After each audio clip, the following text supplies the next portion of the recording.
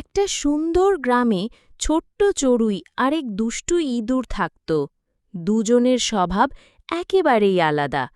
চড়ুই সকাল সকাল উঠে গান গাইত, চি চি চি, আর ইঁদুর সারা রাত খেলাধুলো করে দিনে ঘুমাত। একদিন গ্রামের বাচ্চারা খেলতে খেলতে মাটির নিচে রাখা চালের ভানার উল্টে দিল। চাল চারদিকে ছড়িয়ে পড়ল। ইঁদুর খুশি হয়ে বলল, আজ তো রাজাদের মতো খাওয়া হবে। চড়ুই বলল, কিন্তু এত চাল আমরা একা খেতে পারব না, সবাইকে ডাকি। ইঁদুর রেগে গিয়ে বলল, আমি কাউকে ডাকব না, আমি একাই খাব। চড়ুই কিন্তু গ্রামের সব পাখি, কাঠবেড়ালি, এমনকি হাঁস ছানাদেরও ডাকল। সবাই মিলে মজা করে চাল খেল, গান গাইল। ইঁদুর একা একা বসে থাকল।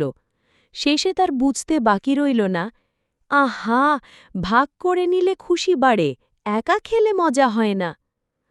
তাহলে এই গল্প থেকে আমরা কি শিখলাম? লোভ করলে কেউ বন্ধু হয় না। ভাগ করে নিলে আনন্দ ও বন্ধুত্ব দুটোই বাড়ে। তাহলে বন্ধুরা, এই রকম ছোট ছোট গল্প দেখতে আমাদের কার্টুন থিওরি চ্যানেলটা সাবস্ক্রাইব, লাইক ও শেয়ার করুন।